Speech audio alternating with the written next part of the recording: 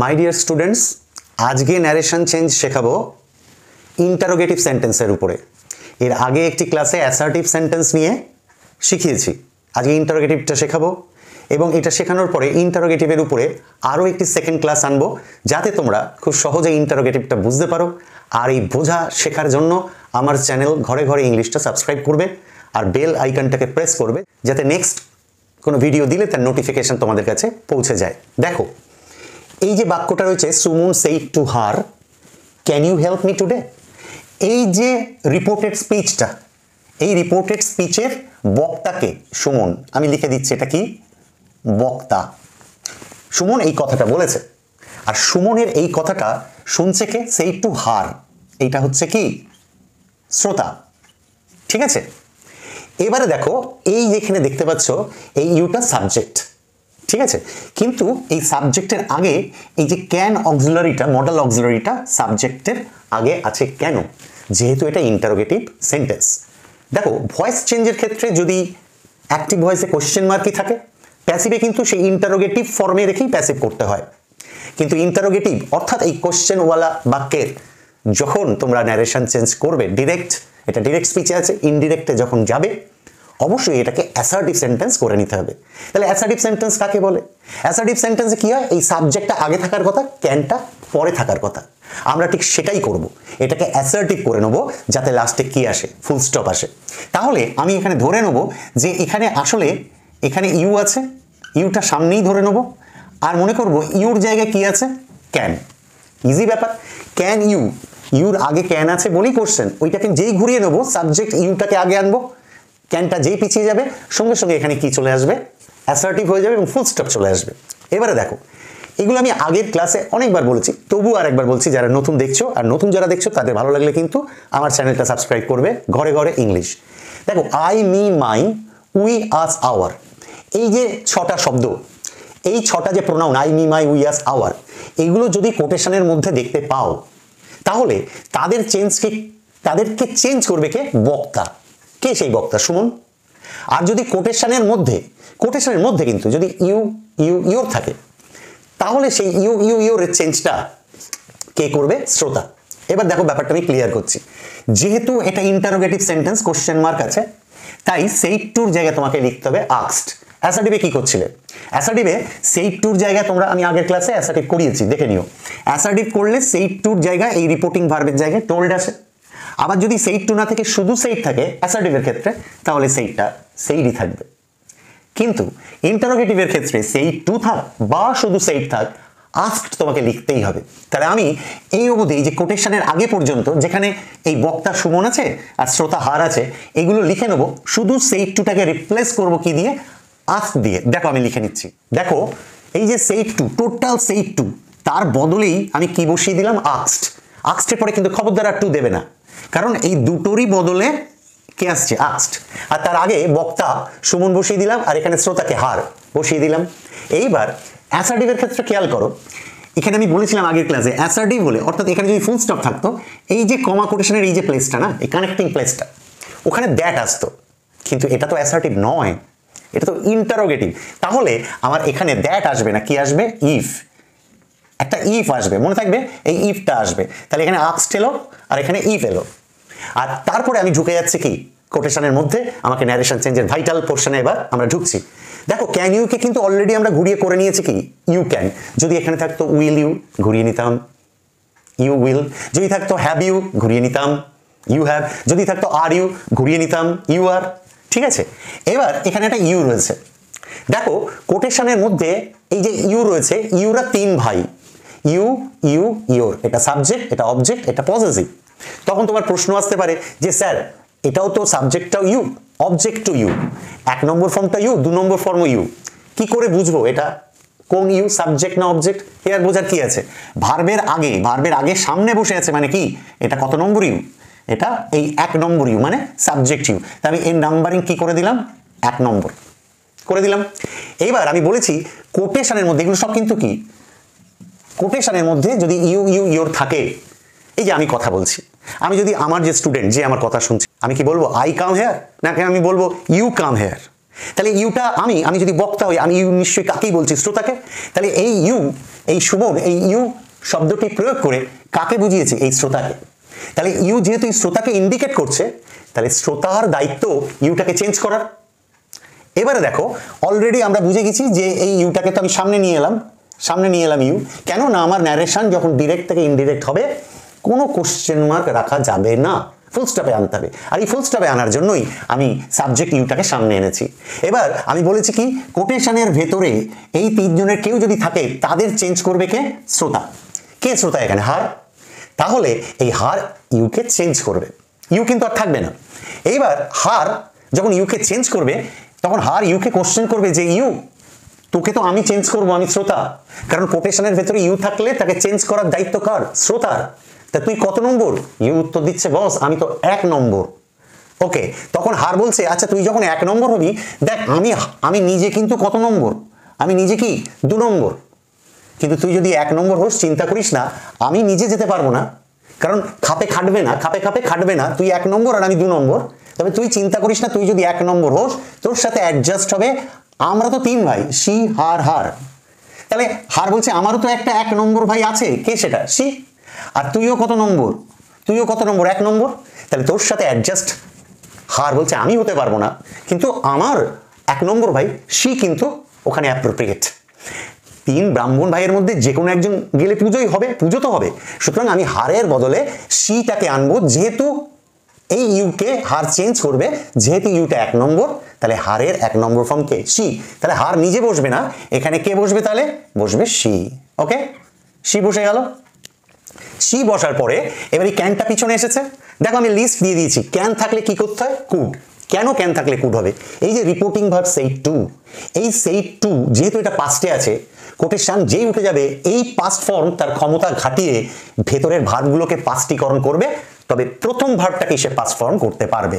তাহলে এই যে ক্যানটা পিছিয়ে এলো, ক্যানের পরে আরেকটা ভার্ব আছে কিন্তু হেল্প, কিন্তু না, প্রথম ভার্বটাই পাস্ট হবে। তাহলে ক্যানের পাস্ট ফর্ম কি? কুড। তাহলে আমি এখানে কি লিখলাম?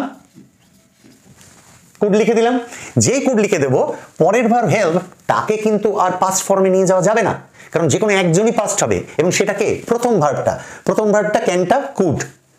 আর ক্যান দেখো আমি ক্যানটা সামনে ছিল, অ্যাকচুয়ালি সামনে ছিল, তাকে পরে এনেছি আর ইউটাকে সামনে এনেছি, যাতে ন্যারেশনের পরে আমি ফুল স্টপটা আনতে পারি। কুড হলো। এবার হেল্প অবিকল যেমন আছে বসে যাবে, তার উপরে আর কোনো পাস্টীকরণ হবে না। এবারে দেখো কি রয়েছে? মি। আমি বলেছি কোটেশনের মধ্যে আই, মি, মাই মানে তার চেঞ্জ কে করবে? বক্তা। এই যে আমি যদি কথা বলি, আমি তো বক্তা, এই মুহূর্তে দেখো আমি কথা বলছি, আমি বক্তা। তাহলে আমার কথার মধ্যে আমি যদি বলি যে তোমরা আমাকে ফলো করো, এই যে me, you students follow me, এই মি বলতে বক্তা আমি নিজেকে বোঝাচ্ছি। তাহলে এই মিটা অ্যাকচুয়ালি সুমনকে ইন্ডিকেট করছে। তার মানে এই মি যেহেতু সুমনকে ইন্ডিকেট করছে, তাহলে এই যে বক্তা সুমন, এই বক্তারই দায়িত্ব মিটাকে চেঞ্জ করা। আমি তো লিখেই দিয়েছি আই, মি, মাই থাকলে তাকে চেঞ্জ করবে কে? বক্তা। আই, মি, মাই কোথায় থাকলে? কোটেশনের মধ্যে আই, মি, মাই থাকলে তার চেঞ্জ কে করবে? বক্তা। তাহলে সুমন মানে আমি তার বদলে প্রোনাউন কি ধরে নেবো? হি। এবারে দেখো মি কিন্তু কত নম্বর? মি হচ্ছে 2 নম্বর। তাহলে মি যদি 2 নম্বর ফর্ম হয়, হি তো নিজে কত নম্বর? 1 নম্বর। তাহলে মির জায়গায় হি নিজে বসতে পারবে না, কিন্তু মি যেহেতু 2 নম্বর, তাহলে হি এর 2 নম্বর ফর্মকে হিম সেটাই আসবে, কারণ মি 2 নম্বর, হি এর হিমটাও কি 2 নম্বর, নাম্বারে মিলে গেলে অ্যাডজাস্ট হয়ে যাবে। তাহলে মির জায়গায় কি হবে? হিম হবে। হি কিন্তু হবে না, কারণ হি নিজে 1 নম্বর, হিম হলো। আর টুডে থাকলে কি হয়? দেখো এই লিস্ট রেগুলার আমার ক্লাস দেখবে, ফলো করবে, মুখস্থ হয়ে যাবে, মাথার মধ্যে পুরো চেপে যাবে। টুডের জায়গায় আমি কি দিয়ে দেবো? এখানে টুডের জায়গায় লিখে দেবো দ্যাট ডে। এবার চলে এসো পরেরটায়, একই জিনিস, সেই সুমন বক্তা, শ্রোতা সেই হার। আবারও দেখো লাস্টে কোশ্চেন, কিন্তু এবার আমি একটু বদলে দিয়েছি। এখানে সাবজেক্ট পেয়েছিল ইউ, এখানে বলছে can I help you today. এটা ছিল তুমি কি আমাকে আজকে হেল্প করতে পারবে? সুমন জিজ্ঞেস করেছে, আর সুমন এখন তাকে জিজ্ঞেস করছে আচ্ছা আমি কি আজকে তোমাকে হেল্প করতে পারি? তাহলে এখন কিন্তু সামনে কে চলে এলো? আই। আমরা দেখবো সেটা কিভাবে চেঞ্জ হবে। তার আগে আমার প্রথম কাজ কি, যেহেতু কোশ্চেন আছে সেই একটু জায়গায় কি করতে হবে? আস্কড। আর সামনে সুমন আর হার, এই যে বক্তা শ্রোতা যেমন হবে বসবে, লিখে নিলাম সুমন আস্কড হার। এবার আমি কি বলেছি, এই যে কমা কোটেশনটা যথারীতি দ্যাট তো হবে না, অ্যাসার্টিভে দ্যাট হতো, এখানে কি হবে? ইফ। ইফ বসানোর পরে এবার আমার আসল কাজ, এই যে ক্যান আই, সাবজেক্ট আই এর আগে ক্যান আছে, ওটা ঘুরিয়ে নাও, সামনে আই দাও, পিছনে কি দাও? ক্যান। ঘুরে গেল, আই আগে এলো, ক্যান পিছনে গেল, আই ক্যান করে নিলাম, ব্যাস। তার মানে আমি এবার যখন এন্ডিংয়ে আমি ফুল স্টপ আনতে পারবো, দেখা যাক। আচ্ছা প্রথমে কে রয়েছে? আই রয়েছে না? এই যে আমি বক্তা, আমি যদি কথা বলতে বলতে বলি today I am teaching narration, এই যে আই তোমাদের উদ্দেশ্যে বলছি, তোমরা আমার শ্রোতা, আমি বলছি I can teach today narration, তাহলে আই মানে বক্তা নিজেকে বোঝাচ্ছে, তাহলে এই আই নিশ্চয়ই সুমন, কারণ টোটাল কথাটা এই বক্তব্যটাতেই সুমন বক্তার, তাহলে এই আই অ্যাকচুয়ালি কাকে ইন্ডিকেট করছে? সুমনের। তাহলে আমি বলেছি আই মি মাই মানে বক্তা, তাহলে কোটেশনের মধ্যে আই মি মাই থাকলে তার চেঞ্জের দায়িত্বটা কার? বক্তারই দায়িত্ব, বক্তার উপরই সেই দায়িত্বটা বর্তায়। তাহলে সুমন মানে কি? মনে মনে আমরা ধরে নেবো সুমন নিশ্চয়ই সি না, সুমন হচ্ছে হি। এবার বলো আই কত নম্বর? আই 1 নম্বর। এই আইটা কত নম্বর? এই আইটা কি 1 নম্বর। আর হি নিজেও কত নম্বর? 1 নম্বর। তাহলে হিটাও 1 নম্বর সাবজেক্ট ফর্ম। আই যেটা আছে যার চেঞ্জ এই বক্তা, সুমন মানে হচ্ছে হি। যদি এখানে সুমন না থাকতো তাহলে সি ধরতাম। তাহলে এই আইয়ের জায়গায় যেহেতু আইটা 1 নম্বর, হিটাও 1 নম্বর, এই চার্ট মুখস্থ থাকলে এবং ক্লিয়ার, তখন আমি এই আইয়ের জায়গায় কি হবে? এই যে আই ক্যান ঘুরিয়ে নিয়েছি, এই আইয়ের জায়গায় তখন কি হবে? হি হবে। হি বসিয়ে দিলাম। আর এই যে ক্যানটা পিছিয়ে গেছে, সেই আগের মতোই ক্যান থাকলে কি হবে? কুড। কেন কুড হলো? কারণ কোটেশন যতক্ষণ আছে ততক্ষণ এই রিপোর্টিং ভার্বের যে পাস্টের চার্জ, পাস্টের পাওয়ার এর উপর প্রয়োগ করতে পারছে না। কিন্তু যেই কোটেশনের ঘেরাটাও উঠে যাচ্ছে, এই কোটেশন যেই উঠে যাচ্ছে, তখন এই যে রিপোর্টিং ভার্ব পাস্ট অর্থাৎ এই যে আস্কড, এ তখন দাদাগিরি ফলাবে, অর্থাৎ পাস্টিকরণ করবে। কিন্তু কাকে করবে? একমাত্র প্রথম ভার্বটা। তাহলে প্রথম ভার্ব কি? যেহেতু আইটা আগে এনেছি, আই এর জন্য চেঞ্জ হয়ে গেল হি, এই যে বক্তা হি দিয়ে, কারণ আই মি মাই চেঞ্জ করবে কে? বক্তা। আর তারপরে এই যে ক্যান পিছিয়ে এসেছে, ক্যানটা হয়ে যাবে কুড। তারপরে পরের ভার্ব যেটা রয়েছে হেল্প, তার কিন্তু কোনো চেঞ্জ হবে না, কারণ সে প্রথম ভার্বটাকেই পাস্ট ফর্ম করবে। এই রিপোর্টিং ভার্বের যে পাস্ট ফর্মের দাদাগিরিটা, সেটা প্রথম ভার্বের উপরই হবে। ক্যানটা কুড হলো, তাহলে হেল্পটা যেমন আছে বসে গেল। এরপরে কি হচ্ছে? এরপরে রয়েছে ইউ। তাহলে আজকে আমি যদি কথা বলতে বলতে আমি যদি বলি I shall teach you narration, তাহলে এই ইউটা কারা? শ্রোতা। তাহলে সুমন এই যে ইউটা বলছে, এই ইউটা নিশ্চয়ই কাকে বোঝাচ্ছে? সুমন এই যে শ্রোতা রয়েছে, এই হারকে বোঝাচ্ছে। ক্লিয়ার? এইবার এই হারকে বোঝাচ্ছে ইউ। এবার দেখো, তার মানে ইউ আমি বারবার বলছি এগুলো সব কোটেশনের মধ্যে যদি ইউর থাকে, তাদের চেঞ্জ করার দায়িত্ব কার? শ্রোতার। এখানে শ্রোতা কে রয়েছে? হার। তাহলে হারের দায়িত্ব ইউকে চেঞ্জ করার। এখন এই যে ইউ দেখো, সাবজেক্ট ফর্মটা ইউ, অবজেক্ট ফর্মও ইউ, অর্থাৎ 1 নম্বর ফর্মটা ইউ, 2 নম্বর ফর্মটাও ইউ। কিন্তু এই ইউটা দেখো, এই যে ক্যান হেল্প, এই যে হেল্প ভার্বের পরে বসেছে। এখানে যেমন ইউটা কি ক্যানের আগে বসছে, তাই এটা 1 নম্বর ইউ, সাবজেক্ট ইউ। এটা কিন্তু 2 নম্বর ইউ, মানে কি? Object you. তাহলে এই ইউর চেঞ্জ কে করবে? এই যে বলছি ইউ মানে শ্রোতা। আমি যদি কাউকে ইউ বলি, তার মানে আমি আমার শ্রোতাকে তো ইউ বলবো। আমি একটা কাউকে যদি ডাকি, স্টুডেন্টকে কি বলবো? You come here. স্টুডেন্ট আমার শ্রোতা, সে আমার কথা শুনছে, আমি তাকে বলছি ইউ কাম হিয়ার, আমি কি তাকে বলবো আই কাম হিয়ার? তাহলে এই ইউর চেঞ্জ কে করবে? হার। এখন ইউ 2 নম্বর, হারও কিন্তু কি দেখো, এই হারটাও কিন্তু নিজে কি 2 নম্বর। তখন খুব নির্দ্বিধায় এই ইউর জায়গায়, যেমন এই ইউটা সামনে 1 নম্বর ছিল বলেই হারের 1 নম্বর কি আনতে হয়েছিল? সি। কিন্তু এখানে তো ইউ ভার্বের পিছনে আছে, তার মানে এটা 2 নম্বর ইউ। তাহলে 2 নম্বর ইউ যদি হয়, হার তো নিজেও 2 নম্বর, তাহলে তো আর অ্যাডজাস্টমেন্টের কোনো প্রবলেম নেই, দুয়ে খাপে মিলে যাবে। তাহলে এখানে হারটাই বসে যাবে। এরপরে কি হবে? এই যে টুডে আছে, ন্যাচারালি টুডে থাকলে কি হয়? দ্যাট ডে, আমরা সেটা এখানে লিখে দেবো। দিয়ে দেখো লাস্টে কিন্তু ফুল স্টপ হয়ে গেল। এই ফুল স্টপ করার জন্যই আমি এই জায়গাটাকে উল্টে নিয়েছি, ক্যান আইটাকে করে নিয়েছি আই ক্যান। আশা করি বুঝতে পেরেছো শুধু। কিন্তু এবার একটা প্রশ্ন আসে, এই যেগুলো দিলাম এগুলো সব ইয়েস নো টাইপ। আমি যদি তোমাকে বলি can you help me today, তুমি কি আমাকে আজকে হেল্প করতে পারবে? তার উত্তর কিন্তু আসবে হয় ইয়েস নয় নো। তুমি কি আমাকে হেল্প করতে পারবে? হ্যাঁ পারবে। কিন্তু আমি যদি এখানে প্রশ্ন করি when can you help me today বা how can you help me today, আজকে তুমি আমাকে কিভাবে হেল্প করতে পারে? এই যে when, how, which, where, whom, whose, এইগুলোকে বলে WH ওয়ার্ড। WH ওয়ার্ড দিয়ে যখন কোশ্চেন হবে, WH কোশ্চেন, তখন কিন্তু আর ইয়েস নো দিয়ে উত্তর বলা যাবে না।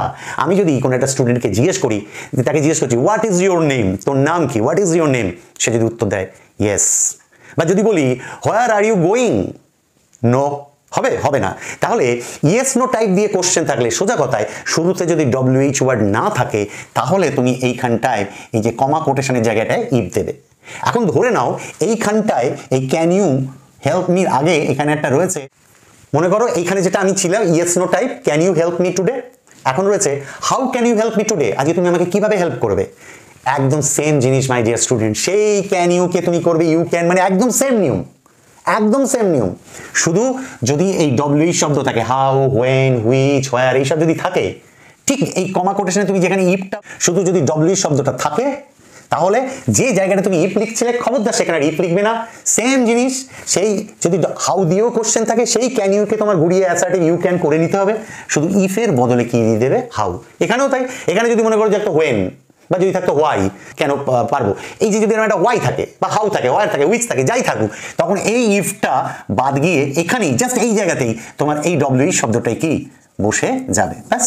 আর বাকি কিন্তু কিচ্ছু না, বাকি সব সেম, ঠিক আছে? তাহলে এইগুলো মনে রাখবে যে সেট টুর জায়গায় আক্সড হবে, কমা কোটেশনে ডব্লিউ শব্দটা থাকলে সেটাই বসবে, আর নইলে কমা কোটেশনের জায়গায় ইয়েস নো টাইপ মানে ডব্লিউ ছাড়া যদি কোশ্চেন থাকে তাহলে ইফ বসবে।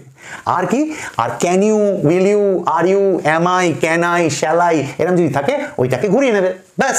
আর লাস্টে খবরদার কি ফুল স্টপ আনবে। চলো এরপর আর দুটো উদাহরণ দিয়ে ক্লিয়ার করি, আর পরবর্তী আর একটা সেকেন্ড ক্লাসে প্রচুর ইন্টারোগেটিভের উদাহরণ দিয়ে ব্যাপারটাকে ক্লিয়ার করে দেবো। আজকে কিছুটা থিওরিটা বোঝালাম, প্র্যাকটিক্যালি কিন্তু আমরা ইন্টারোগেটিভের সেকেন্ড ক্লাসে। দেখো বক্তাকে হি সেইড, দেখো সেইড টু নেই, কেন সেইড টু নেই? কারণ এরপরে সে আগে যেমন সেইড টুর পরে একটা শ্রোতার উল্লেখ ছিল না, সেইড তো হার, তাকে, ওই মেয়েটাকে, সেরকম কোনো শ্রোতার উল্লেখ নেই, তাই আমি এখানে টু নেই। আমি বলেছিলাম অ্যাসার্টিভ বলে এটা যদি এই বাক্যটা যদি অ্যাসার্টিভ ফুল স্টপ দিয়ে শেষ হতো তাহলে সেইড থাকলে সেইড লিখতে হয়, আর সেইড টু থাকলে টোল্ড লিখতে হয়, but that is the case of assertive, but this is interrogative situation. So সেক্ষেত্রে কি হবে, সেইড, সেইড টু যাই থাক, ইউ আর বাউন্ড, তুমি বাধ্য এখানে কি লিখতে, আক্সড। এই আটটা দেখো ইউর আগে প্লেস করা আছে, এই ইউটা তো সাবজেক্ট, এই ইউটা সাবজেক্ট, তাহলে সাবজেক্টের আগে এই আটটা কেন রয়েছে, কোশ্চেন করার জন্য। কিন্তু যখন আমি ডিরেক্ট থেকে ইনডিরেক্ট করবো অর্থাৎ কোটেশন তুলবো তখন ওটাকে আমার অ্যাসার্টিভ করতে হবে। তখন আমি কি করে নেবো, আমি করে নেবো এইখানে ধরে নেবো কি আছে, আমি অ্যাসার্টিভ করার জন্য ইউকে সামনে ঠেলে দিলাম আর আর কে পিছনে এনে দিলাম, ব্যাস। তাহলে আমার কিন্তু আর কোশ্চেন চিহ্ন রাখার ব্যাপার নেই। এবারে বলো কোটেশনের এই যে শুরুতে, ঠিক আছে, এই আর এর আগে কোনো ডব্লিউএইচ ওয়ার্ড আছে, হোয়ার, হোয়াই, ওয়েন, হাউ, হুইচ, কিচ্ছু নেই তো, নেই মানে কমা কোটেশনে কি হবে, ইফ আমি বসিয়ে দিয়েছি। এবারে বলো এই যে কোটেশনের ইউটা আগে আনলাম, এই ইউটা কত নম্বর ইউ, অবশ্যই সাবজেক্ট ইউ, 1 নম্বর ইউ, কারণ ভার্বের আগে প্রথমে চলে এসেছে 1 নম্বর ইউ। বলো তো দেখি, আমি যদি কথা বলতে বলতে কাউকে বলি ইউ কাম হেয়ার, মানে কোনো শ্রোতাকে যদি বলি ইউ কাম হেয়ার, তাহলে ইউটা তো শ্রোতাকেই বোঝাবো, ইউ তো শ্রোতাকেই বোঝাচ্ছে, তাহলে ইউর চেঞ্জের দায়িত্ব কাজ শ্রোতার। কিন্তু ও মাই গড, সেই টুর পরে কোনো শ্রোতার তো উল্লেখ নেই, অথচ এখানে ইউ রয়েছে, তাহলে ইউর চেঞ্জ তো শ্রোতা দিয়ে করতে হবে, আমি তো ইউটাকে ইউ রাখতে পারবো না, তাহলে শ্রোতা নেই যখন ধরে নিতে হবে মি। তাহলে আমি এখানে অদৃশ্য লিখবো না, আমি মনে মনে ধরে নেবো এখানে শ্রোতা কে আছে, মি। তাহলে যদি এটা মি হয় শ্রোতা, তাহলে মি এর দায়িত্ব ইউকে চেঞ্জ করার, এই ইউকে, এই ইউ আমি আগেই বলেছি এটা সাবজেক্ট ইউ 1 নম্বর ইউ, তাহলে এর সঙ্গে যদি নাম্বারিং মেলাতে হয়, মি হচ্ছে নিজে 2 নম্বর, তাহলে ইউ যেহেতু 1 নম্বর আর মি 2 নম্বর, তাহলে 2 নম্বর মি ইউর সাথে অ্যাডজাস্ট হবে না, খাপে খাটবে না, তাহলে ইউর সঙ্গে অ্যাডজাস্ট করার জন্য মি তার যে 1 নম্বর ভাই আইকে পাঠাবে, তাহলে তার কোনো চিন্তা নেই। তাহলে এই ইউর জায়গায় আমি কি করে দিয়েছি দেখো, আই। আর এখানে লিস্ট দিয়েছি দেখো, অ্যামিজারের মধ্যে কেউ থাকলে হবে হয় ওয়াজ নয় ওয়্যার, কিন্তু আমার তো এখন ইউটা চেঞ্জ হয়ে কি এসেছে, আই এসেছে। এই যে মি শ্রোতা ধরে নিয়েছি, কোনো শ্রোতা না থাকলে মনে মনে মি ধরে নিতে হয়। এবার এইখানে আর এর জায়গায় আমার পাস্ট ফর্ম আনতে হবে, যেহেতু এই রিপোর্টিং ভার্ব, এই আস্ট, এগুলো কি রিপোর্টিং ভার্ব, এগুলো কি পাস্ট, তাহলে আমাকে আর এর বদলে ওয়াজ বা ওয়্যার একটা আনতে হবে। সেক্ষেত্রে দেখতে পাচ্ছি আই এর সাথে ওয়্যার হয় না, কোনটা হয়, ওয়্যার হয় না, কোনটা হয়, ওয়াজ। আই এর সাথে ওয়াজ হয়, আই ওয়্যার হয় না, তাহলে আই ওয়াজ, তারপরে ইল বসে গেল, আর নাও থাকলে দেন হয়, তুমি এই লিস্টে পেয়ে যাবে, নাও থাকলে কি হয়, দেন হয়ে গেল। কিন্তু তুমি একটা কোশ্চেন করতে পারো যে স্যার এখানে বক্তা তো হি, এখানে শ্রোতা নেই, তাই আমি মি ধরেছি। যদি বক্তার এখানেই যদি কি থাকতো, আই, বক্তার এখানে যদি আই থাকতো তাহলে কি মি লিখতাম, মানে আমি আমাকে বলছি না। যদি বক্তার এখানে যদি মানে বক্তব্যটা যে রাখছে বক্তা সামনে, সে যদি বক্তা আই হয় তাহলে তুমি শ্রোতার ক্ষেত্রে হিম ধরবে। আদারওয়াইজ আর সব সিচুয়েশনে যদি এখানে ইউ থাকে, হি থাকে, সি থাকে, যাই থাক, যদি শ্রোতার প্রয়োজন হয়, শ্রোতা নেই অথচ এখানে ইউ রয়েছে, সেই ইউ, যে ইউর চেঞ্জ কাকে করা উচিত, সেই ইউর চেঞ্জ কার করা উচিত, শ্রোতা, অথচ শ্রোতা নেই, তখন মি ধরবে। দেখো I said to the boy when will you go home, কাউকে প্রশ্ন করা হচ্ছে তুমি কখন বাড়ি যাবে, কেউ কি উত্তর দিতে পারবে? তুমি যদি কাউকে জিজ্ঞেস করো এই কখন বাড়ি যাবি, সে উত্তর দিচ্ছে হ্যাঁ। কখন বাড়ি যাবি, না, হবে না তো, এটা ইয়েস নো টাইপ না, শুরুতে ডব্লিউ শব্দ রয়েছে। তার মানে তুমি এই কমা কোটেশনে যে ইফটা বসাচ্ছিলে মনে আছে, ইয়েস নো টাইপে মানে ডব্লিউ ছাড়া যে কোশ্চেন, তাতে তুমি এখানে কি বসাচ্ছিলে, ইফ বসাচ্ছিলে, এখানে কিন্তু জাস্ট সেই জায়গাটা কি বসে যাবে, হোয়েন।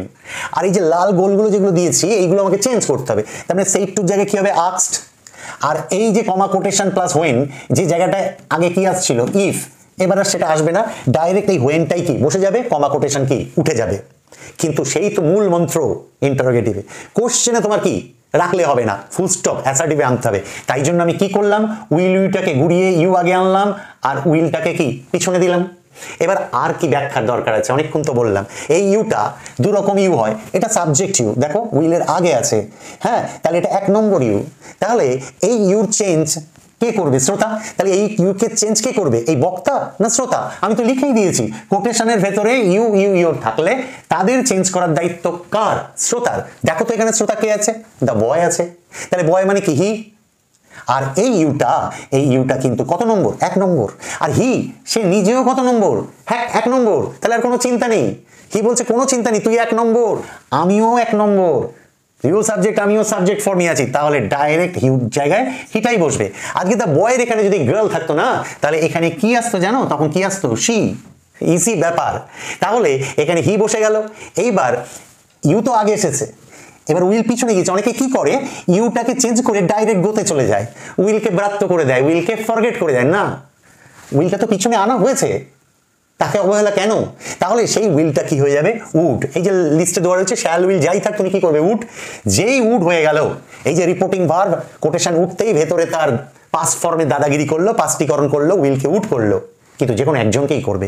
যেই উইল উড হয়ে গেল, গোকে কোনো চেঞ্জ করা যাবে না, গো বসে গেল, হোমটা হোম থাকলো। তারপরে যদি এখানে থাকতো টুডে, তুমি কি করতে, টুডে থাকলে লিখতে, তুমি কি লিখতে, দ্যাট ডে। যদি থাকতো টু নাইট, টুডের জায়গায় যদি এখানে থাকতো এই হোমের পরে টু নাইট, তুমি কি লিখে দিতে, দ্যাট নাইট। তাহলে এই হলো মোদ্দা কথা। ইন্টারোগেটিভ থাকলে ফুল স্টপে আনতে হবে ন্যারেশন করার সময়। তার জন্য এই সাবজেক্ট আর ভার্বের যে সিকোয়েন্সটা উল্টে দিতে হবে, সাবজেক্টটাকে আগে আনতে হবে, অক্সিলারি ভার্ব যেটা আছে সেটা পিছিয়ে দিতে হবে, এটা একটা কাজ। আর এখানে সেইট টু বা সেইট যাই থাক আস্ট হবে। আর মাথার মধ্যে ঢুকিয়ে নাও যে কোটেশনের মধ্যে যদি, এই কোটেশনের মধ্যে যদি ইউ ইউ ইউর থাকে, তাহলে তার চেঞ্জ করবে শ্রোতা গিয়ে, এবং শ্রোতা চেঞ্জ করার সময় নাম্বারগুলো মিলিয়ে মিলিয়ে সেইভাবে অ্যাডজাস্ট করে বসাবে। তোমরা এতক্ষণ দেখলে আমার এক্সপ্লানেশনস, ঠিক আছে। আর কোটেশনের মধ্যে যদি আই মি মাই বা উই আস আওয়ার থাকে, তাদের চেঞ্জের দায়িত্ব কে কাঁধে তুলে নেবে, বক্তা। তবে চেঞ্জের সময় একবার দেখে নেবে যাকে চেঞ্জ করছে তার নাম্বারিং কত, 1 নম্বর 2 নম্বর না 3 নম্বর। তার যেমন নাম্বার হবে, এখানে যে বক্তা আছে সেই বক্তা সেই প্রোনাউনের সেই নাম্বারটাই সেখানে বসাবে, যাতে নাম্বারে কি মিলে যায়। That's simple. আর যদি এখানে ডব্লিউ শব্দ দিয়ে স্টার্টিং না হয়, তাহলে এই কমা কোটেশনে যেখানে ইফ লিখছি, এই হোয়েন লিখছি সেখানে ইফ হবে, এই যে ইফ হবে। আর যদি ডব্লিউ শব্দ থেকে যায়, তাহলে ইফ হবে না, ডব্লিউ শব্দটাই বসবে। আজকের মতো ক্লাস এখানেই শেষ হলো। ভালো লাগলে লাইক করবে, অবশ্যই সাবস্ক্রাইব করবে যারা নতুন এসেছো, আর আমার চ্যানেলের সাথে জুড়ে থাকবে, আর বেল আইকনটাকে প্রেস করবে, so that you can find any new notifications about my new videos. খুব ভালো থাকো, enjoy your life, but the enjoyment must come through your proper study, because proper study and hard work will give you that glorious success which you and your parents, your family members. So just do your duties and at the same time take the enjoyment of life. Goodbye, tata.